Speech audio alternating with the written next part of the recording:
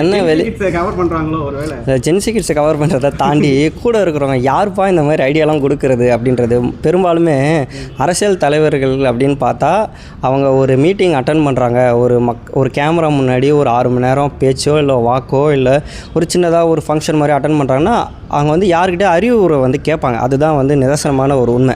IAS officer இல்லை IPS officer இல்லை கூட இருக்கிற பிஏ அந்த மாதிரி கேட்பாங்க. இவங்க அந்த பிஏவே வந்து டிஎம்கே கட்சி தோக்கணுமோ அப்படின்ற மாதிரி பிஏஓ இல்லை யார் ஐடியா கொடுத்தாங்களோ இவரை நான் ஏன் ஜெயிக்க வச்சு காட்டணும், இவரை தோக்க வச்சுட்டா என்ன, அதுக்கு நம்ம என்ன பண்ணலாம், எதுக்கு நம்ம டைமை வந்து தேவையில்லாமல் 5 மணி நேரம் செலவு பண்ணிவிட்டு ஆல்ரெடி யாராவது பண்ணி வச்சுருப்பாங்க, விஜய் பண்ணி வச்சார்ல அதையே நம்ம காப்பி அடிச்சு வச்சு நம்ம அடிச்சு விட்ருவோம் அப்படின்ற மாதிரி கொடுத்துருக்காங்க. அதையும் இதில் என்ன ஒரு காமெடியான ஒரு விஷயம்னா இது ஆல்ரெடி விஜய் பண்ணியிருக்காருன்ற ஒரு விஷயத்த அவங்க கொஞ்சம் முன்னெடுத்து பார்த்து தெரிஞ்சிருந்தா கொஞ்சமாவது அவங்க சுதாச்சிருக்கலாம்னு நினைக்கிறேன்.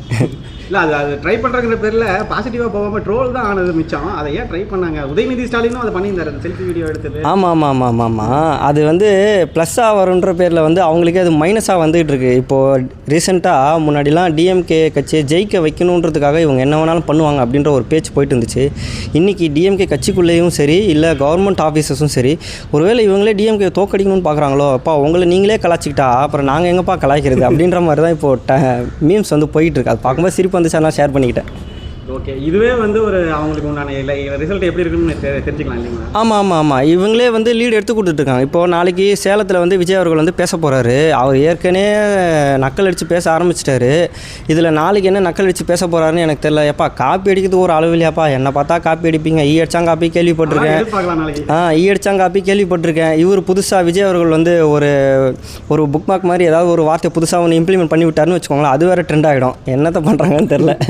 ஓகே, இப்போ ஆதவ் அர்ஜுனோட பேச்சில் வந்து ரொம்ப ஒரு மெச்சூரிட்டி தெரியுது. ஏன்னா இப்போ ரீசெண்டாக முந்தா நாள் வந்து ஒரு பத்திரிகையாளர் சந்திப்பு பண்ணாரு, பயங்கர போல்டாக இறங்கி அடிச்சிருக்காரு.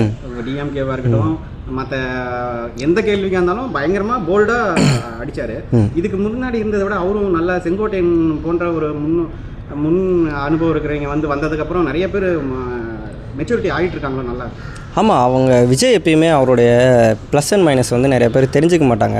அவர் நல்லா பல வருஷமாக வாட்ச் பண்ணவங்க சரி ரொம்ப நுணுக்கமாக வாட்ச் பண்ணுறவங்க அப்படின்றத வந்து சொல்லுவாங்க இந்த விஷயத்தை. விஜய் அவரோட சைலன்ஸ், அந்த சைலன்ஸ் அதே மாதிரி வந்து விஜய் சுற்றி இருக்கிறவங்க எப்பயுமே நீங்கள் பார்த்தீங்கன்னா அலப்பறை பண்ணுறவங்களாவே இருக்க மாட்டாங்க. ஃபார் எக்ஸாம்பிள் அதாவது படத்துக்கு பார்க்க வரவங்க அப்படின்றத வச்சுப்போம், அவங்க வேணால் அலப்பறை பண்ணுவாங்க அப்படின்றது. ஆனால் விஜய் சுற்றி இருக்கிறவங்க நீங்கள் விஜயை சுற்றி இருக்கிறவங்க சினிமா இண்டஸ்ட்ரியிலுமே சரி இல்லை இப்போ அரசியல் இருக்கிறனால அரசியலில் இருக்கிறவங்க சரி. ஃபார் எக்ஸாம்பிள் ஒன்று சொல்கிறேன், புரியணுன்றதுக்காக சொல்கிறேன். விஜயோட லெஃப்ட் ஹேண்ட் ரைட் ஹேண்டர்னு ஒருத்தங்க இருப்பாங்க, லலித் அப்புறம் வந்து ஜெகதீஷ் அவர்கள். அவங்கக்கிட்ட நீங்கள் ஒரு கிட்டத்தட்ட விஜயோட ஜெராக்ஸ் மாதிரி தான். அவங்ககிட்ட ஒரு 100 கேள்வி கேட்டிங்கன்னா அவ்வளோதான் பதில் வரும். ஆனால் அவங்களோட வேலை பேசும் அப்படின்ற மாதிரி. ஸோ அந்த விஷயத்தில் வந்து இறங்கிட்டாங்க. இப்போ ஆதவ் அர்ஜுன் அவருடையுமே சரி, அவரும் ரொம்ப சைலன்ஸான பர்சன். அதே மாதிரி அவர் பேசக்கூடிய வார்த்தைகள்லாம் வந்து ரொம்ப நறுக்குன்னு பேசுவார். அவர் திருப்பி பேச ஆரம்பித்தார்னா திருப்பி நம்ம அடுத்த கேள்வி கேட்கவே முடியாது அப்படின்ற மாதிரி தான் இருக்கும். இப்போ ரீசெண்டாக அவருடைய ப்ரெஸ் மீட்டில் கூட வந்து ரொம்ப அழகாக வந்து பேசினார். திருப்பி வந்து விஜய் மேலே வச்சிருக்க குற்றச்சாட்டு என்ன சொல்லிகிட்டே இருப்பாங்கன்னா, கரூருக்கு வந்து அவர் ஏன் லேட்டாக வந்தார், கரூரில் ஏன் வந்து தண்ணி பாட்டில் தூக்கி போட்டார், குடிக்க தண்ணி கூட இல்லையா, அதையே வந்து திருப்பி அதாவது அரைச்சது புளிச்சதுன்னு சொல்லிட்டு இருப்பாங்க. அதே வந்து திருப்பி வந்து பேசிகிட்டு இருந்தாங்க. ஸோ அதுக்கெல்லாம் வந்து ஆரம்பத்திலே இவர் வந்து விளக்கம் கொடுக்கல.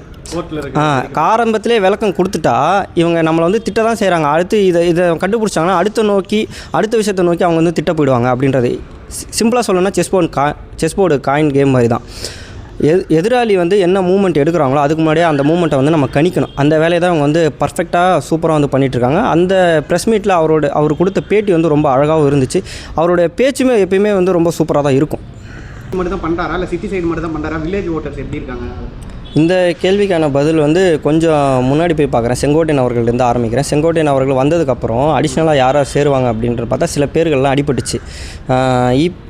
ஓபிஎஸ் அவர்களுடைய பேர் அடிபட்டுச்சு. அதுக்கப்புறம் டிடிவி தினகரன் அவருடைய பேர் வந்து அடிபட்டுச்சு. அப்புறம் காளியம்மாள் ஆல்ரெடி நாம் தமிழ் கட்சியிலேருந்து வெளியில் வந்த காளியம்மாள் அவருடைய பேர் அடிபட்டுச்சு. ஏன் சசிகலா கூட வந்து கூட்டணி சேர்ந்தாலும் சேரலாம் அப்படின்ற மாதிரி கூட அடிபட்டுச்சு. அப்படி தான் இருந்துச்சு. இதில் ஒரு விஷயம் என்னென்னா விஜய் அவர்கள் வந்து அலசி பார்த்துருக்காரு. சப்போஸ் ஃபார் எக்ஸாம்பிள் சொல்கிறேன், இவங்களெல்லாம் வந்து சேர்த்துக்கிட்டாங்க அப்படின்னா காளியம்மாளை கொஞ்சம் ஒதுக்கி வைப்போம். இந்த டாப்பிக்லேருந்து காளியம்மாளை லேட்டராக வந்து இன்க்ளூட் பண்ணிக்கலாம். அவங்க இல்லாமல் நான் 3 பேர் சொல்லியிருக்கேன். இவங்களை சப்போஸ் வந்து டிவிகே கட்சியில் நினச்சாங்க அப்படின்னா ஆல்ரெடி டிவிகே கட்சியை போட்டு துவம்சம் பண்ணிகிட்டு இருக்கிறாங்க. அதாவது கோர்ட்டு வாசப்படியை மிதிக்கிறது அப்படி இப்படின்னு கேள்வி அப்படி இப்படி அப்படின்றது போயிட்டுருக்கு சிபிஐ என்கொயரி அப்படின்றது. இந்த சிபிஐ என்கொயரியில் நாளைக்கு இவங்களும் இன்க்ளூட் ஆகிட்டாங்கன்னா அப்புறம் விஜய் தான் வந்து பலிகாடு அப்படின்ற மாதிரி ஆகிடும். அதுக்கப்புறம் அது மட்டும் இல்லாமல் ஆதவ் அர்ஜுன் அப்படின்றது அவரும் வந்து பதில் சொல்கிற மாதிரி ஆகிடும். அப்புறம் வந்து செங்கோட்டையன் அவர்கள் வந்து பதில் சொல்கிற மாதிரி ஆகிடும். காரணம் ஏன்னா ஓபிஎஸ் அவர்கள் மேலே ஆல்ரெடி வந்து வழக்கெலாம் இருக்குது.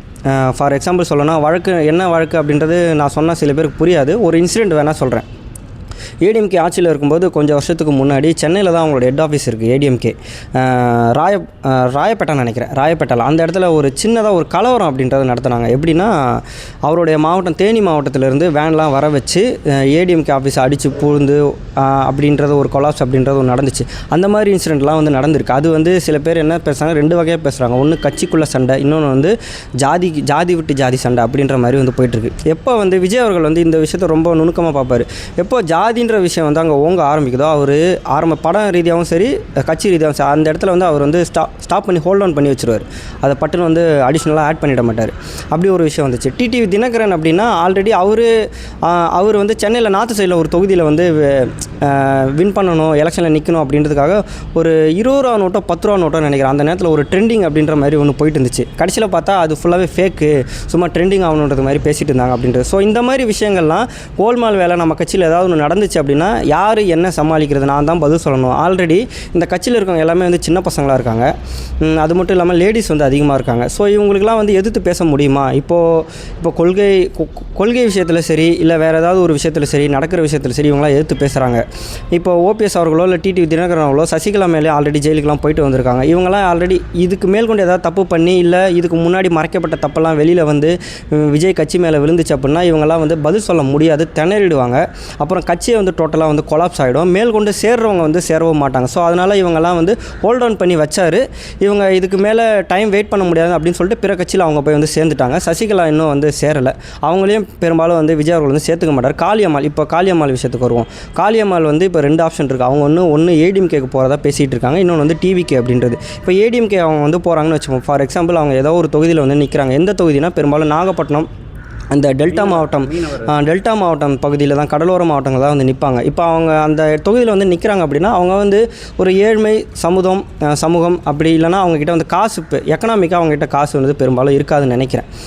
இப்போ அவங்களுக்கு ஒரு தொகுதியில் நிற்க வைக்கணும்னா எடப்பாடி ஐயா அவர்கள் தான் வந்து செலவு பண்ணணும். கிட்டத்தட்ட ஒரு பிரச்சாரத்துக்கோ இல்லை ஒரு அந்த ஏரியாவில் டெல்டா பகுதியில் ஒரு மாநாடோ போட்டால் கிட்டத்தட்ட ஒரு 10 கோடி ரூபா கிட்ட இருந்து செலவாகும். இந்த 10 கோடி ரூபா வந்து ஷூரிட்டி வந்து காளியம்மாள் தான் வந்து ஏற்றுக்கணும். சப்போஸ் தோற்று போனால் அந்த 10 கோடி அப்படின்றது அவங்க தலையில் தான் வந்து இதெல்லாம் யோசிப்பாங்க.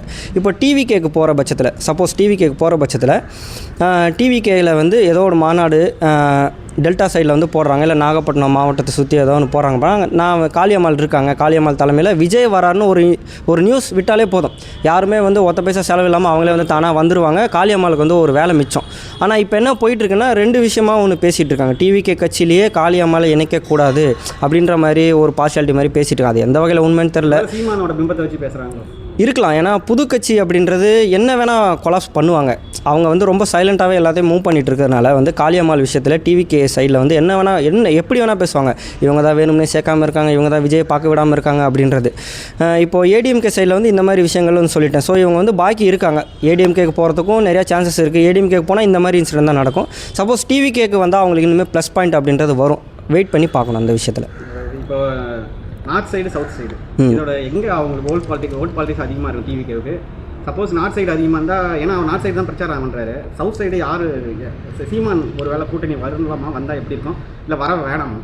சவுத் சைடு இப்போது இந்த விஷயத்தை வந்து கிளாரிஃபை பண்ணிடலாம். தமிழ்நாட்டிலே வந்து நார்த்து சவுத்து. இதில் நார்த்தில் வந்து விஜய்க்கு ஓரளவு வந்து அவர் பிரச்சாரமே பண்ணலனா கூட அந்த இடத்துல வந்து ஓட்டு விழுந்துடும். காரணம் ஏன்னா அவர் இருக்கிறது, அவரோட வீடே வந்து சென்னை தான். அவர் சும்மா அந்த பக்கம் போகிறாரு வராரு, இல்லை ஃபேமிலியோட போகிறாரு நியூஸ் பண்ணாலே வந்து சும்மா வருவாங்க போவாங்க அப்படின்ற மாதிரி அவங்க வந்து அவங்க வேலையை அங்கே இருக்கிறவங்க கட்சி ஆளுங்க வந்து பார்த்துப்பாங்க. இப்போ தெற்கு சைடுன்னு வரும்போது நார்த்தில் நடக்கிற மாதிரி தெற்கு சைடில் வர முடியாது. ஏன்னா அங்கே கிராமம் இருக்குது, ஆல்ரெடி வந்து அங்கே ஜாதி பிரிவினை அப்படின்றது இருக்கும். இருக்கும், ஏற்றத்தாழ்வு அப்படின்றது இருக்கும், நிறையா விஷயங்கள் இருக்குது, விவசாய நிலங்கள் இருக்குது. தஞ்சாவூர் இப்போ ரீசெண்டாக எடப்பாடி ஐயா கூட பார்த்து ஒருத்தர் நோக்கி ஓடி வந்தார். அது சில ட்ரோல் அப்படின்றத தாண்டி விடுவோம், அது ஒரு விஷயம். ஆனால் அந்த மாதிரி ஒரு இன்சிடென்ட் கூட வந்து விஜய் அவர்கள் வந்து இன்னும் நடக்கலை. ஏன்னா தஞ்சாவூர் சைட்லாம் அவர் வந்து போகணும், நாகப்பட்டினம் சைடு அவர் ஆல்ரெடி போனார், இருந்தாலும் தஞ்சாவூர் சைடு போகணும், இந்த தெற்கு சைடு தேனி சைடு போகணும், மதுரையில் மாநாடு போட்டார் அப்படின்றது. 3வது மாநாடு அப்படின்றது பேசிகிட்டு இருக்காங்க. எந்த வகையில் சக்ஸஸ்ஃபுல்லாக பண்ணுவாங்கன்றது தெரியல. ஆனால் இனிமேட்டு அவர் வந்து தெற்கு சைடில் வந்து கான்சன்ட்ரேட் பண்ணணும்னு நினைக்கிறேன். இது வந்து என்னோட ஒப்பீனியன். விஜயோட பெரிய மைனஸ் அப்படின்றது கேட்டால் தெற்கு சைடு இன்னும் வந்து அதிகமாக கான்சன்ட்ரேட் பண்ணணும். ஏன்னா தெற்கு நோக்கி போகலாம். கூட்டணி வந்து இனிமேட்டு வாய்ப்பு இல்லைன்னு தான் நினைக்கிறேன். கூட்டணின்றதை பார்த்தா ஒன்று காங்கிரஸ் தான் இனிமேட்டு வரதுக்கான சான்சஸ் இருக்கும்னு நினைக்கிறேன். அதுவும் வந்து டிஎம்கே வந்து புல் பண்ணி பிடிச்சிட்டு நின்றுட்டு இருக்காங்க. ஒரு நாள் காங்கிரஸ் அகேன்ஸ்டாக அவங்களே பேசிகிட்டு இருக்காங்க, இன்னொரு காங்கிரஸுக்கு சப்போர்ட்டாகவும் பேசிகிட்டு இருக்காங்க. அது வந்து உள்ள வெளியே அப்படின்ற மாதிரி கட்சிக்குள்ள ஒரு இதாக பார்க்கலாமா? அவங்களோட நிலைப்பாடா இல்லை 2 கட்சி டிஎம்கேவோட ஸ்ட்ராட்டஜியா? என்னது புரியல. இப்போ காங்கிரஸ் வந்து 2 நிலைப்பாடாக பேசுகிறாங்க இல்லைங்களா, அது வந்து டிஎம்கேவோட ஸ்ட்ராட்டஜியா இல்லை காங்கிரஸ் கட்சிக்குள்ளேயே 2? அது என்னோட ஒப்பீனியன் வந்து காங்கிரஸ் கட்சி சைடும் சரி, டிஎம்கே கட்சி சைடும் சரி. காங்கிரஸ் வந்து என்ன கேட்குறாங்கன்னா, விஜய் வந்து ஒரு விஷயத்தை வந்து கொளுத்தி போட்டார் ஆரம்பத்திலே. எங்கள் கட்சிக்கு கூட்டணிக்கு வந்தீங்கன்னா ஆட்சியில் பங்கு அப்படின்ற மாதிரி கேட்டார். ஆட்சியில் பங்குனா என்னென்னா ஒரு மினிஸ்டர் பதவி அந்த மாதிரின்றது, அந்த மாதிரி ஒரு 3 மினிஸ்டர் பதவி இல்லை 4 மினிஸ்டர் பதவி அப்படின்ற மாதிரி கொடுப்பாரு. ஸோ இந்த ஒரு விஷயத்தில் காங்கிரஸ் கட்சி இப்போதைக்கு வேறு யாருமே கூட்டணி வரல, நம்ம ஒன்று தான் பெரிய கட்சி வந்து பாக்கி இருக்கோம். ஸோ சப்போஸ் வந்து காங்கிரஸ் ஆகிய கட்சி நம்ம போய்ட்டு விஜய் கூட வந்து கூட்டணி சேர்ந்தால் நமக்கு ஒரு 3 மினிஸ்டர் பதவி அப்படின்றது கொடுப்பாங்களோ அப்படின்ற பட்சம் கூட யோசிக்கலாம், ஆட்சியில் பங்கு அப்படின்றது. இந்த சைடு டிஎம்கேயில் அவர் இப்போ தான் ரீசெண்டாக ஸ்டாலின் அவர்கள் வந்து ஆட்சியில் பங்குலாம் கொடுக்க முடியாது, அதெல்லாம் நடைமுறை சாத்தியம் இல்லை அப்படின்ற மாதிரி ஓப்பனாக சொல்லிட்டார். இப்போது அந்த சைடு இப்போ ஒரு உதாரணத்துக்கு காங்கிரஸ் வந்து டிவிகேக்கு போகிறாங்கன்னே வச்சுப்போம், டிவிகேக்கு போய் சேர்றாங்க அப்படின்னா அவங்க வந்து ஒரு 70 சீட்டு அப்படின்ற மாதிரி கேட்க, 70 சீட்டு தரணுமா காங்கிரஸுக்கு அப்படின்ற மாதிரி கூட விஜயும் தயங்கலாம். ஏன்னா நானே வந்து தனித்து நிற்கலாம் அப்படின்ற மாதிரி வந்து பேசிகிட்டு இருக்காங்க. அந்த ஒரு பேச்சும் வந்து போயிட்டுருக்கோம். இது பக்கம் டிஎம்கே கூட ஆல்ரெடி ஏதாவது குடுக்கல் வாங்கல் அப்படின்றது எலெக்ஷனை நோக்கி பட்டுவாடா அப்படின்றது வந்து ஆரம்பிச்சிருப்பாங்க. ஸோ அவங்க இப்போ காங்கிரஸ் எப்படி இருக்காங்கன்னா ஆற்றுல ஒரு கால் சேத்துல ஒரு கால்ன்ற மாதிரி தான் இருக்காங்க. சப்போஸ் அவங்க வந்து டிஎம்கே கிட்ட இருந்தாங்க அப்படின்னா எதிர் விமர்சனத்தை நிறையா வந்து ஃபேஸ் பண்ணுற மாதிரி இருக்கும். ஏன்னா டிஎம்கே மேலே இப்போ வந்து எதிர் விமர்சனங்கள் வந்து அதிகமாக இருக்குது. அதையும் வந்து அவங்க வந்து ஃபேஸ் பண்ணி பிரச்சாரம் பண்ணுற மாதிரி இருக்கும். அந்த பிரச்சாரத்தில் அவங்களாம் வந்து சமாளிக்கக்கூடிய விஷயங்கள் வந்து ரொம்ப கம்மியாக இருக்கும். இதே டிவிகே சைடு போனாங்கன்னா அவங்க வந்து ப்ளஸ்ஸாக இருக்கும். ஏன் ப்ளஸ்ஸாக இருக்கும்னா அந்த ஒரு மெயின் விஷயத்துக்கு வரேன். சப்போஸ் டிவிகே வந்து 2026 ஆட்சி பிடிக்குதுன்னு வருவாங்க. ஃபார் எக்ஸாம்பிள் காங்கிரஸ் கூட்டணியில் வந்து ஆட்சி பிடிக்குதுன்னு வருவோமே, அதுக்கு அடுத்து அவங்க வந்து கான்சன்ட்ரேட் பண்ண வேண்டியது எம்பி எலெக்ஷன். இங்கே வந்து தமிழ்நாட்டுக்கு வந்து 40 சீட் அப்படின்றது இருக்குது. இங்கே தமிழ்நாட்டில் எம்பி எலெக்ஷனுக்கு வந்து 40 சீட்டு வாங்குறாங்கன்னு வச்சுப்போம். அதுக்கு அடுத்து கேரளாலே சீட்டு வாங்கணும்னு பார்ப்பாங்க. கேரளாவில் வந்து விஜய்க்கு வந்து தமிழ்நாட்டில் எந்த அளவுக்கு ஃபேன் ஃபாலோவர்ஸ் அப்படின்றது இருக்கோ கேரளாலேயும் வந்து ஃபேன் ஃபாலோவர்ஸ் அப்படின்றது இருக்குது. நம்ம கேரளாவில் ஆட்சி பிடிக்க முடியல, விஜய் மூலிமா நம்ம கேரளாவில் ஆட்சி பிடிச்சிடலாம் அப்படின்றது. இப்போ நம்ம 2 மாநிலத்தில் ஆட்சி பிடிச்சிட்டோம், அடுத்து வந்து கர்நாடகாவுக்கு போவோம். கேரளாவை விட ஒரு 50% வந்து கர்நாடகாவில் விஜய்க்கு வந்து ஃபேன் ஃபாலோவர்ஸ் அப்படின்றது இருக்குது. அங்கே நம்ம அட்லீஸ்ட் ஒரு எதிர்க்கட்சியாவது நம்ம நிற்போம், இல்லை நம்ம ஆட்சி பிடிப்போம் அப்படின்ற மாதிரி இப்போ ஒரு 4 மாவட்டங்கள் விஜய் மூலியமாக பிடிச்சாங்க அப்படின்னா விஜய்க்கு செல்வாக்கு அப்படின்றது வரும். அப்போது அடுத்து வந்து விஜய் மூலிமா நாளைக்கு என்ன பேச்சுவார்த்தை வரும், நான் வந்து இப்போ என்ன பிரதமராக நிற்கலாமா அப்படின்ற மாதிரி கூட பேச்சு கூட அடிப்படலாம். ஏன்னா மோடி அவர்களே வந்து குஜராத்தில் அங்கேருந்து தான் வந்து அவரே இப்போ பிரதமராக இருக்கார், ஏன் விஜய் வந்து பிரதமராக வரக்கூடாதா அப்படின்ற மாதிரி ஒரு பேச்சு ஃப்யூச்சரில் வரதுக்கு வந்து சான்சஸ் இருக்குது. நம்ம பேசுகிறதுக்கு நல்லாயிருக்கும், அவங்க என்ன முடிவு எடுக்க போகிறாங்கிறது வெயிட் பண்ணி பார்க்கணும். நாளைக்கு மீட்டிங் பற்றி நினைக்கிறேன். நாளைக்கு மீட்டிங் வந்து எனக்கு தெரிஞ்சு எப்படியும் அவர் வந்து டிஎம்கே தான் தாக்கி பேசுவார். அதில் பேசுகிறது வந்து புதுசாக பேசுவார்னு நினைக்கிறேன். அது மட்டும் இல்லாமல் நிர்வாகிகளை குஷிப்படுத்துகிற மாதிரி பேசுவார். இப்போது ஆல்ரெடி ஈரோட்டில் பேசினதே வந்து ரொம்ப சூப்பராக வந்து பேசியிருந்தார். போகிற போக்கில் வந்து எதிர்க்கட்சியும் சரி சில பேரெல்லாம் ஓப்பனாகவே சொல்லியிருந்தார், உங்களெல்லாம் எதிர்க்கிறதுக்கெல்லாம் எனக்கு டைம் இல்லை பாஸ், சும்மாலாம் நீங்கள் கேட்குறதுக்கெல்லாம் எதிர்த்துட்டுலாம் இருக்க முடியாது அப்படின்ற மாதிரி நக்கலும் நையாண்டியும் கலந்த மாதிரி தான் பேசுவார்னு நினைக்கிறேன். ரொம்ப சீரியஸாக பேசுகிறதா இருந்தால் இப்போது ரீசெண்டாக நம்ம தமிழ்நாட்டில் நடக்கக்கூடிய டிஎன்யூஎஸ்ஆர்பி டிஎன்பிஎஸ்சி எக்ஸாம் அது வந்து ரிசல்ட் அண்டு எக்ஸாம் வந்து தள்ளி போயிருக்கு. ஸோ அதை பற்றி பேசுகிறதா இருந்தால் பட்சத்தில் அதுக்கப்புறம் இங்கே நடக்கிற சட்ட ஒழுங்கு பிரச்சனைகள் அதை பற்றி பேசலாம். இப்போது ரீசெண்டாக வந்து அவங்க கட்சியிலே வந்து அடிச்சிருக்காங்க. அதாவது வாக்கு எண்ணிக்கை சும்மா சர்வே பண்ணுறதுக்காக போகும்போது வந்து அடிச்சிருக்காங்க. அதை பற்றி வேணால் பேசலாம். இன்னும் கடுமையாக கூட பேசுறதுக்கு வந்து வாய்ப்புகள் இருக்குது. கடுமையாக பேசுறதுக்கு நிறையா பாயிண்ட்ஸ் இருக்குது. அவர் பேசுவாரான்றதை பொறுத்து இருந்தால் பார்க்கணும். மேல்கொண்டு அவர் பேசினார் அப்படின்னா அதை பற்றி நம்ம வந்து ரிவ்யூ பண்ணலாம். இந்த சாட்டை இன்சிடென்ட் ஒன்று நடந்துச்சுருங்க தேனியில், அது அவர் சவால் விட்டுட்டு அவர் எங்கே போயிட்டார், தலைவரமாயிட்டாருன்னு சொல்லி பேசிக்கிறாங்க தாவைக்க விருப்பினர். ஸோ அதை பற்றி ஏதாவது பேசுறதுக்கு வாய்ப்பு இருக்கா? சாட்டையை இது பண்ணி அவர் எனக்கு தெரிஞ்சு விஜய் அவர்கள் வந்து டேரெக்டாக சீமான் பற்றியோ இல்லை சாட்டை துரைமுருகன் பற்றியோ வந்து பேச மாட்டார்.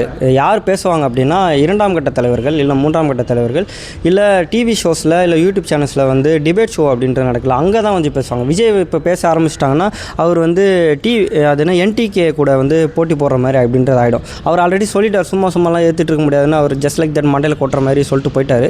ஸோ அப்படின்ற மாதிரி அந்த விஷயத்தை அவர் வந்து டச் பண்ண மாட்டார். அதில் நான் ஸ்ட்ராங்காக இருக்கேன். தேங்க்யூ.